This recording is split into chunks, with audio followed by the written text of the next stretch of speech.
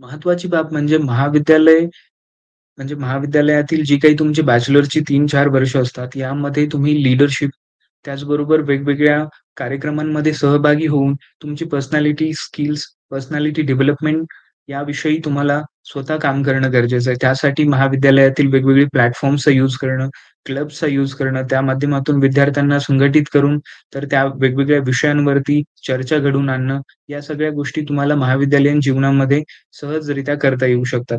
त्यासाठी तुम्ही अ, वेगवेगळ्या तुमच्या डिपार्टमेंटच्या असतील किंवा तुम्ही ज्यामध्ये इंटरेस्टेड आहात, वेगवेगळे सेमिनार्स ऑर्गनाइज करणं, इव्हेंट्स ऑर्गनाइज करणं, कॉलेजच्या वेगवेगळ्या फेस्टिव्हल्समध्ये पार्टिसिपेट करणं, या माध्यमातून तुम्ही तुमच्या लीडरशिप स्किल्स बरोबरच तुमच्या कम्युनिकेशन स्किल्सही इम्प्रूव्ह करू शकता.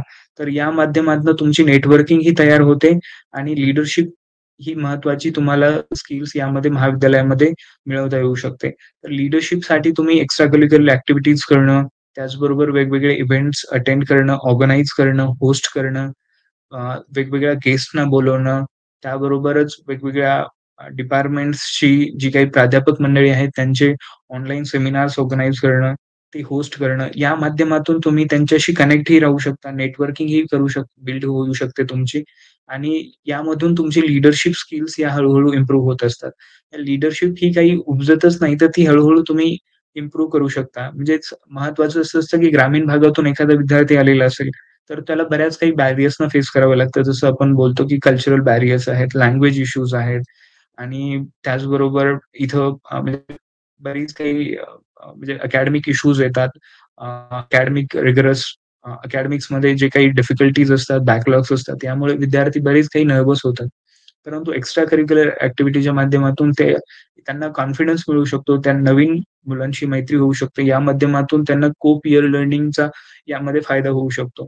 तर या सगळ्या गोष्टी त्यांनी जर महाविद्यालयात जर याविषयी जर त्यांनी चर्चा घडवून आणली, याविषयी जर काम केलं, तर निश्चितच त्यांना याचा फायदा होतो.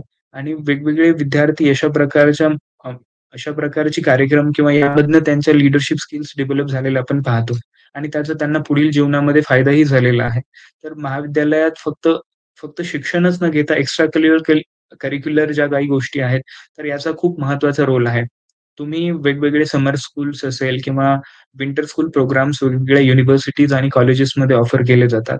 तर म्हणजे ट्राय टू लर्न म्हणजे क्लास क्लास बाहेर तुम्ही शिकणं, महाविद्यालयाच्या 4 भिंतीच्या बाहेर जाऊन लर्निंग घेणं, हे खूप महत्त्वाचं आहे. समर स्कूल अटेंड करा, वेगवेगळ्या ठिकाणी ट्रॅव्हलिंग करा. तर इंटर्नशिप्स करा. इंटर्नशिप्स ही तुम्ही केल्या पाहिजे. तुमच्या डिसिप्लिन रिलेटेड वेगवेगळ्या ऑर्गनायझेशन्समध्ये तुम्ही काम केलं पाहिजे. तिथून तुम्हाला हँड ऑन एक्सपिरियन्स मिळतो.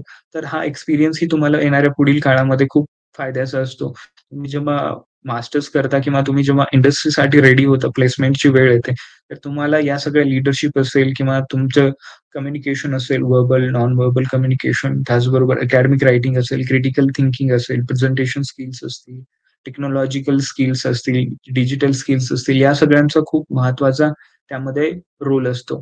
तर या सगळ्या गोष्टी जर तुम्ही इम्पोर्टंट ज्या काही स्किल्सबद्दल बोललो, या जर तुम्ही महाविद्यालयामध्ये कॉलेजेसमध्ये जर या सगळ्या गोष्टींवरती काम केलं, तर निश्चितच तुम्हाला येणाऱ्या पुढील काळामध्ये त्याचा निश्चितच फायदा होतो.